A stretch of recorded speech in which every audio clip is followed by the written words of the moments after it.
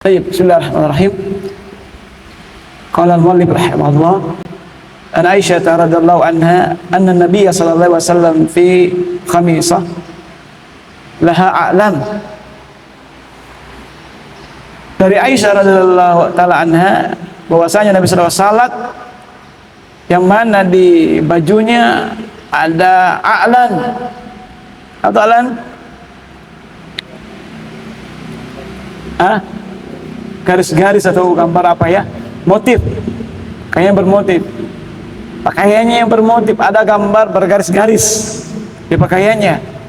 Fa nazara ila a'lamiha nazaratan, maka Nabi melihat, memandang kepada motif pakaian tersebut hanya sekali penglihatan. Falamma sarafa, ketika selesai salat, maka Nabi berkata, idhabu bi khamisati hadhi ila Abi Jahm, bawa baju saya ini ke Abi Jahm, waktuni bi ambijaniyah janiyah, dan bawakan saya pakaian ambijaniyah dari Abi Jahm, fa innaha alhasni anifan am salati, karena pakaian yang bergaris tadi itu, yang bermotif itu mengganggu saya salat. Ya, mengganggu saya salat. Nah, di sini jamaah sekalian, faedah dari hadis ini, khamisah itu pakaian yang mempunyai garis-garis atau motif lah. Ini kan apa? Ya pakai yang ini tidak ada garisnya. Ada garis-garisnya. Bukan gambar. Bukan gambar, tapi bergaris, ada motifnya. Ya. Kalau pakaian ambijaniyah itu pakaian yang tidak ada polos. Yang polos dinisbahkan kepada kaum tempat namanya ambijan, misbah, atau pakaian yang polos. Ya. Baik. Di sini penjelasan umum hadis. Falamman sarafa qala idhabu bi khamisati hadhi ila Abi Jahm, bawalah gamisku ini kepada Abi Jahm. Berarti nisbahnya pakaiannya Nabi. Ya, pakaiannya Nabi. Berarti ini Nabi dihadiahkan. Ya, beliau, makanya dia suruh ganti. Ya. Baik. Kita ringkas saja ya sekalian. Faedah dari hadis ini ya sekalian. Yang pertama, hirsun Nabi sallallahu alaihi wasallam ala huduri qalbihi fi shalah. Semangatnya Nabi untuk menghadirkan hatinya dalam salat. Ya. Karena itu dia mengembalikan pakaian yang ada motifnya, diganti dengan pakaian yang polos. Karena pakaian tersebut yang bermotif mengganggu salatnya. Nah, sebelum lanjut, saya tanya dulu nih, apa hukumnya khusyuk dalam salat? Hukum, kembali hukum berarti wajib sebenarnya makruh. Apa hukumnya khusyuk dalam salat?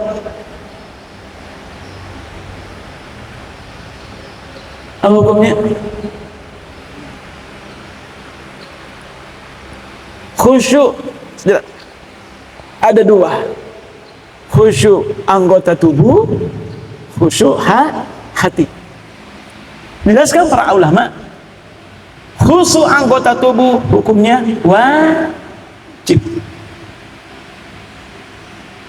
Maksudnya apa? Tidak bergerak terus-menerus, mutawalli. Tapi kalau khusyuknya hati, tidak wajib. Kenapa? Kalau wajib kan pasti berdosa, Mi. Tidak sah salat. Ya? Nah, sementara di sini Nabi sallallahu alaihi wasallam setelah saya salat baru dia ucapkan bahwa mengganggu kamar sembahyang. Berarti ketika itu dalam salat Nabi terganggu, hilang konsentrasinya. Berarti andaikan salatnya batal, berarti diulangi. Nah sini tidak diulangi, tidak diulangi ya. Makanya hadirnya hati itu satu keutamaan. Inti salat itu khusyuknya badan, khusyuknya hati. Jadi pada ulama menjelaskan khusyuknya, meskipun sebagian ulama ada mewajibkan. Ada mewajibkan. Artinya apa? Kapan tidak ada khusyuk satu pun di dalam salat, maka salat batal. Artinya seluruh salat itu tidak mesti wajib semua. Siapa yang mampu? Ya Nabi sendiri tidak mampu, terganggu. Nah di sini faedah bahwa kita dianjurkan untuk menghilangkan segala sesuatu yang mengganggu salat. Ya, yang mengganggu salat. Sama saja apa itu di depan kita, ya, dinding atau di tempat apapun. Ya. Tayyib, nah. Faedah yang kedua, pada yang pertama tadi bahwa inti salat adalah hadirnya hati. Khusyuknya tubuh menjadi wajib. Gerakan yang berturut-turut, mutawalli berturut-turut itu membatalkan salat. Imam Syafi'i membatasi sampai 3. Sementara orang lain tidak ada batasan. Tapi kalau Imam Syafi'i sudah lagi, biar sampai 100 kali, yang penting tidak berturut-turut, tidak apa-apa. Tapi yang namanya mutawalli berturut-turut. Nah sini, karena Nabi SAW pernah menggendong siapa? Umamah. Ya. Tentu ini ketika sujud, ya dibiarkan. Ketika berdiri, berapa kali? Artinya sesuai kehendaknya, sesuai dengan keperluan, secukupnya. Kalau berturut-turut, maka kan ya itu tidak salah namanya itu. Maka ini ya, perlu diperhatikan. Khusyuknya tubuh itu penting. Ya, khusyuknya hati lebih penting lagi. Ya, tayyib. Maka di sini faedah, harusnya senantiasa kita menghilangkan segala sesuatu yang bisa memalingkan kita dari salat. Inti salat itu ingat Allah. Khusyuk hati, bagaimana caranya? Merenungi apa yang dibaca, memahami apa yang dibaca. Kalau tidak paham, kira-kira. Kalau tidak paham bagaimana? Kalau tidak paham apa yang dibaca, makanya itu intinya, pentingnya dipahami apa yang dibaca dalam salat. Terutama zikir-zikirnya. Kalau tuh ayat Al-Qur'annya tidak paham ya, wajar. Karena kita tidak paham Al-Qur'an, tidak tahu bahasa Arab. Tapi intinya kita pahami apa yang kita baca, hafal artinya. Ya, tayyib.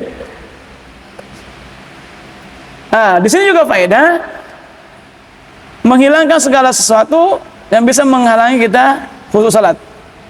Salat di depan orang yang banyak berdiskusi bicara, mengganggu enggak?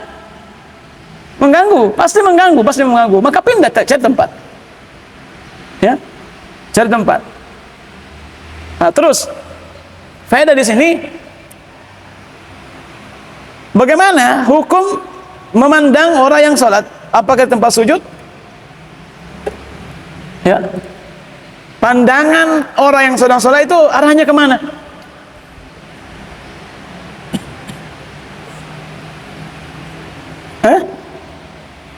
Apa? Tempat sujud. Kecuali ketika dia bertasyahud, dia isyarat melihat ke telunjuknya. Tempat sujud. Sebagian ulama tidak diharuskan ke tempat sujud. Dalilnya apa? para sahabat itu melihat Rasulullah SAW makmum, melihat Nabi SAW ketika baca Al-Quran, maksudnya di sini bahwa Nabi SAW itu ketika sholat dia membaca Al-Quran. Kenapa? Dari jenggotnya dilihat bergerak-gerak. Berarti pandangannya bukan tepat sujud, pandangannya ke depan. Ya, pandangannya ke depan. Mana kira-kira? Bagaimana dengan hadis? Mana ke tempat sujud? Ada? Ada? Mana? Ada? Sunnah atau bagaimana? Akhirnya saya katakan sunnah harus ada dalil. Nah, tapi ala kulli hal, penjelasan para ulama, ke tempat sujud lebih mengkhusyukkan hati, meskipun tidak ada larangan memandang ke depan, kecuali di Ka'bah harus ke Ka'bah, harus wajib. Ya, jadi kalau antum sholat melihat orang di depannya salah begini, jangan langsung disalahin.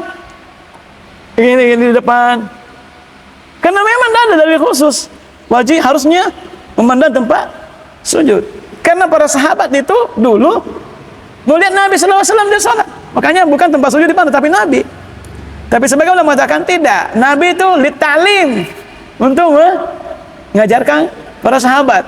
Nah, sebagian orang yang membantah demikian. Tapi wallahu kulli hal tidak ada larangan. Ya, antum, tapi para ulama menjelaskan lebih khusyuknya hati itu ke tempat sujud. Nah, sekarang bagaimana memejamkan mata dalam salat? Ya. Boleh? Boleh? Boleh? Boleh menjauhkan salat? Boleh? Menjauhkan salat? Boleh kalau ada kebutuhan. Sumpama di depan salat kita ada orangnya perempuan, pasti terganggu. Amannya supaya aman tidak dilihat, ya tutup matanya. Ya, meskipun sebagai ulama mengatakan hukumnya makruh, karena ada sunnahnya, asalnya sholat itu mata terbuka. Ya? Tapi kalau ketika ada kebutuhan, ada keperluan, terpaksa kita tutup mata, ya mau tidak mau, lebih mengkhusyukkan hati. Coba ya kalau antum sholat, ada depan perempuan yang enggak menutup aurat sementara sholat, terganggu tidak? Pasti terganggu, maka amannya tutup mata.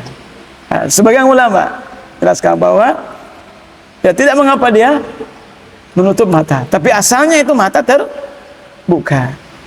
Baik. Yang berikut faedah di sini jamaah sekalian, ini hukum memakai pakaian bermotif dalam salat. Apa hukumnya? Apa hukumnya? Hah? Haram? Makruh? Ya, artinya pakaian yang bisa mengganggu konsentrasi sholat, terlalu cerah pakaiannya, matapa. Mana kira-kira? Artinya segala sesuatu, hatta itu pakaian, termasuk pakaian kan yang paling dekat dengan kita pakai, hukumnya itu makruh. Ya, dibenci. Ya, tidak dianjurkan karena bisa mengganggu. Apalagi ada tulisannya, ada tulisannya.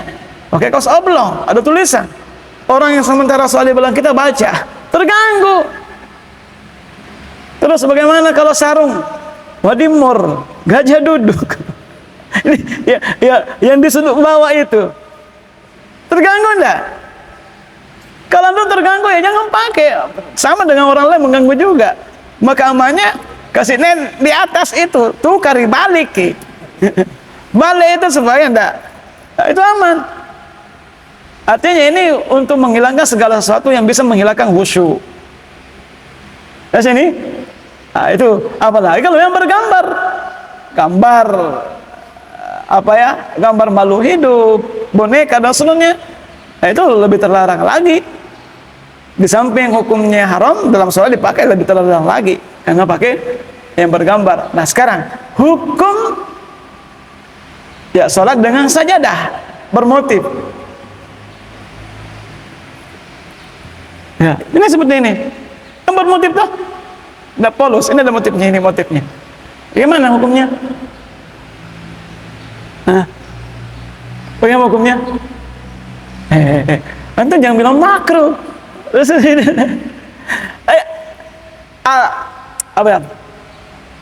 Apa? Al-hukmu yaduru ma'al illah. Hukum berputar karena adanya sebab. Kalau tidak, antum tidak merasa terganggu, meskipun antum pakai salat sajadah yang bermotif khusyuk, yang tidak masalah. Nah, sebagian ulama mengatakan bahwa ketika ditanya, bagaimana hukum sholat dengan sajadah yang bermotif? Kecuali yang ada gambar Ka'bah. Mohon maaf, yang ada gambar Ka'bah, sebagian ulama mengatakan itu penghinaan kepada Ka'bah. Jadi setidaknya kalau ada sajadah yang ada Ka'bahnya, ya jangan dipakai dah, karena itu kurang. Sebagian ulama kata itu penghinaan kepada Ka'bah, digambarkan. Allah a'lam bishawab. Ya. Sebagian ulama mengatakan bahwa boleh selama tidak mengganggu khusyuan. Kenapa? Sudah menjadi kebiasaan, terbiasa dengan hal itu. Dipahami? Sudah menjadi kebiasaan, tidak mengganggu lagi. Maka itu tidak mengapa. Karena mengganggu, yang intinya di sini al-hukmu yaduru ma'al illah. Usul fikih. Hukum itu ada karena adanya sebab. Sebab dilarangnya pakai yang bermotif karena mengganggu kekhusyuan. Tapi kalau antum sholat dengan sajadah tetap khusyuk, ya enggak masalah. Jelas dipahami?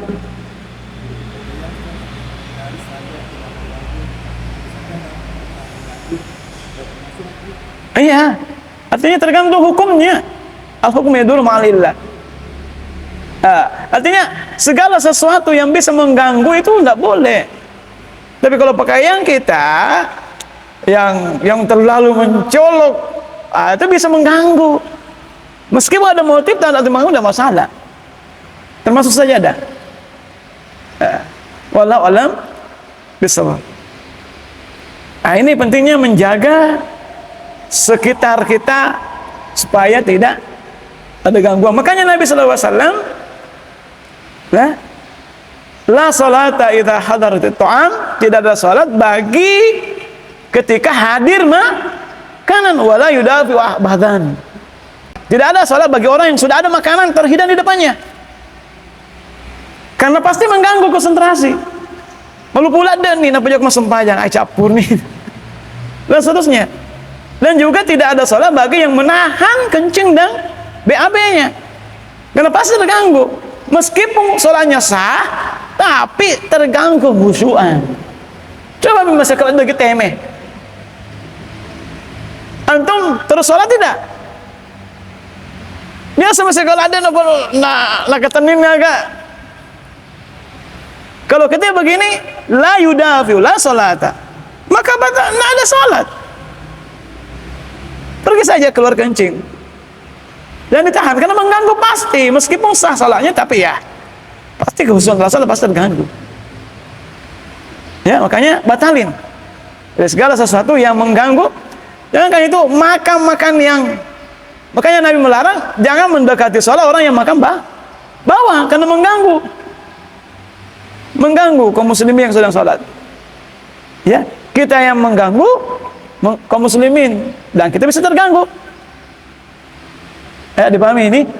Maka intinya di sini hilangkan segala sesuatu yang bisa mengganggu kekhusyuan kita sholat. HP-nya ya di silent, dimatikan dan mengganggu. Ya, ini termasuk pakaian, bukan cuma khusus pakaian, tapi segala sesuatu yang bisa mengganggu kekhusyuan sholat itu bisa dikeskan demikian, bisa dihilangkan.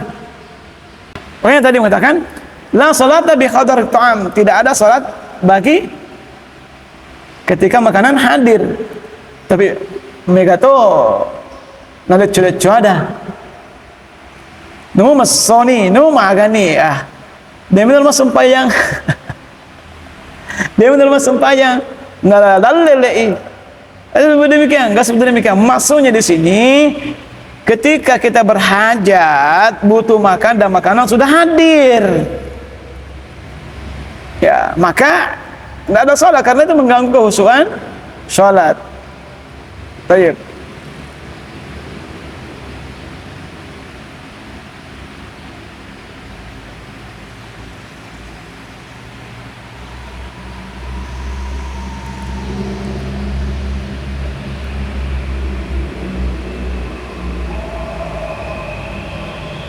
Lanjut di sini, jemaah sekalian, faedah dalam hadis ini yang intinya yaitu kita dianjurkan menghilangkan segala sesuatu yang mengganggu dalam salat. Ya, sebelum salat, karena pentingnya kehadiran hati dalam salat. Ya. Baik, wallahu a'lam bishawab. Ada pertanyaan setelah ini? Jadi hukum pakai sajadah boleh? Boleh, selama tidak mengganggu. Ya, selama tidak mengganggu. Baik. Hukum pakai baju kaos oblong. Intinya salat itu, intinya pakaian dalam salat menutup aurat, itu syaratnya, menutup aurat. Terus apa lagi? Tidak membentuk tubuh. Ketiga apa? Tidak transparan. Apa lagi? Di luar syarat ini masuk dalam hadis. Syarat ini menjadi syarat apa? Sah. Jelas ya? Syarat ini menjadi syarat sah. Berarti sah salat kita atau tidaknya tergantung pakaian kita. Tapi kalau yang ini masuk apa dia? Dilarangnya kita memakai pakaian yang bermotif yang mengganggu kekhusyuan salat. Masuk di mana? Kesempurnaan salat. Ya, masuk kesempurnaan salat karena masuk di khusyuk. Bukan menjadi syarat sah. Karena kapan menjadi syarat sah? Nabi pasti mengulang salatnya. Ya, Nabi pasti mengulang salatnya. Nah, ini tidak diulang. Dan dia jelaskan ketika selesai salat. Ya, wallahu a'lam bishawab. Nah, terus di sini apa hukum memakai zikir pakai apa itu? Apa namanya? Apa hukumnya? Apa hukumnya? Boleh tidak? Boleh? Sunnah? Tidak ada sunnahnya? Atau haram? Atau bagaimana? Ini harus jelas ini ya. Harus jelas, sesuatu itu harus jelas dalam agama kita. Jangan kita ngambak, kita jangan ngarang-ngarang. Itu bid'ah, haram hukumnya, nggak boleh. Nggak boleh, harus ada dalil. Mengatakan perkara agama harus ya tahu ada dalil, nggak boleh kita sembarang. Gimana? Boleh? Boleh tidak? Hah? Sebagian ulama tidak mempermasalahkan, tapi sebagian mengatakan ahsannya itu pakai jari. Ya, kenapa? Karena jari jemari menjadi saksi di hari kiamat kelak. Afdalnya pakai jari, sunnahnya pakai jari, bukan pakai alat. Itu ada alat itu yang hitungan begitu apa? Pesek-pesek ya? Pakai jari juga tuh. Itu pakai jari juga. Bukan hukumnya. Hah? Iya, pakai alat. Yang jelasnya pakai alat. Pihak ketiga Yang jelasnya, yang intinya yang utama itu jari-jari kita. Yang mana afdal? Ruas jari atau jari-jari? Nah, ruas jari kita atau jari-jari? Ya, mana afdal? Ruas jari kita. Kalau ruas jari cukup 15 kali 2 30 tambah 33. Ya, mana? Afdalnya mana? Jari-jari? Cukup jari-jari asabi atau ruas jari? Hah? Ya, jawab. Ya. Keluar mana? Hah? Jari-jari? Ruas? Ya. Afdalnya jari-jari. Karena Nabi langsung kata akada bi asabi. Ya, jari-jarinya. Tapi kalau antum mau pakai ini enggak masalah juga. Karena tafsirannya juga masuk jari. Ya, ya, tafsirannya juga masuk jari. Tapi jumhur kebanyakan ulama ini pakai jari. Pakai jari. Ya. Dia menghitung pakai jari-jarinya. Coba buka antum buka di YouTube, buka di Google, itu pakai jari itu. Penjelasan para ulama. Ya, artinya meskipun tidak ada larangan pakai ruas jari, nggak ada larangan sih, nggak ada larangan. Tapi afdalnya kata para ulama kita pakai ini karena itu sunnah yang dicontohkan Rasulullah SAW. Ya, meskipun sebagai ulama ada menafsirkan ya jari supaya mudah. Wallahu a'lam bishawab. Ini penjelasan para ulama kita di sosial media. Ya, selama kita pakai ini deh, nggak masalah, khair. Tapi sebagai ulama mengatakan afdalnya pakai jari. Kada. Ini dia.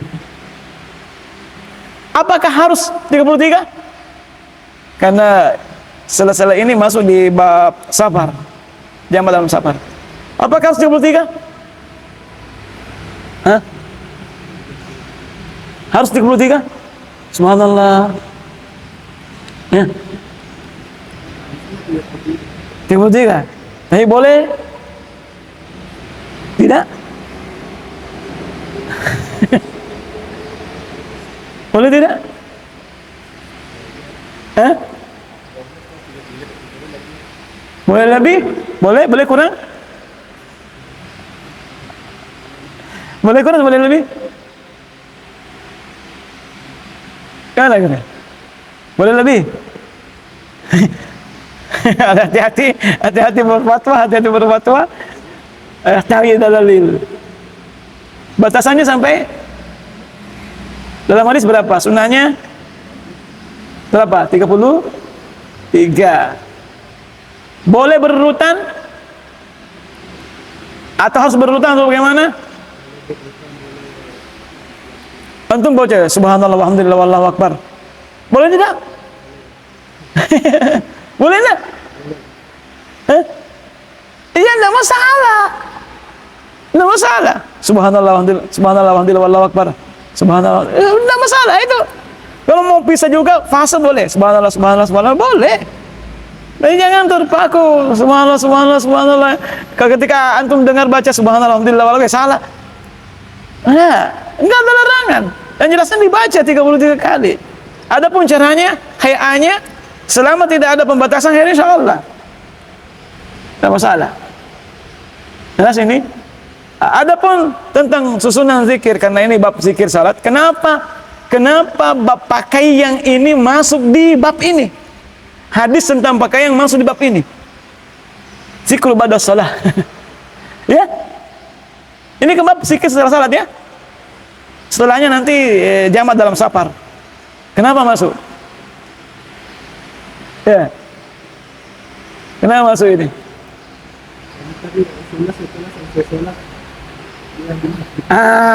Betul. Setelah selesai sholat mau langsung bicara, hendak zikir, boleh. Pahami? Kenapa Nabi selesai sholat hendak zikir langsung bicara sama Aisyah? Pahami? Tapi ini salat apa dulu? Wajib atau salat sunnah? Kalau dinanya salat sunnah karena di rumah, karena Nabi SAW tidak pernah salat kecuali sakit ya. Salat fardu di masjid. Ini kan salat apa? Salat sunnah. Kenapa? Karena di rumah, maka hukumnya salat sunnah. Apakah ada zikirnya salat sunnah? Tidak ada. Nah, ini juga dimasukkan, tapi secara umum ini dalilnya ini boleh setelah saya sholat langsung bicara meskipun tidak zikir. Nabi kan? Nabi kadangkala sholat bersama sahabatnya langsung bicara tanpa zikir, ya kan? Kadangkala demikian. Itu hukumnya boleh. Ya, hukumnya boleh. Ya. Apakah langsung boleh ucapkan subhanallah walhamdulillah wallahu akbar? Boleh? Tanpa didahului la ilaha illallah wahdahu la syarikalah? Ya boleh, tidak ada aturan, karena hadis ini bukan merunut. Dimahami? Bukan satu perawi, bukan satu hadis, tapi hadis yang lain baca ini, hadis yang lain baca ini, hadis yang lain baca ini. Jadi ya biarkanlah seperti apa adanya. Jelas ya? Itu hukumnya. Ya, wallahu alam bissawab. Ya, segera cukup. Ya, yang benar datang dari Allah Subhanahu wa taala, yang salah dari saya sendiri dan syaitan. Allah dan Rasulullah diri subhanahu wa ta'ala. Assalamualaikum warahmatullahi wabarakatuh.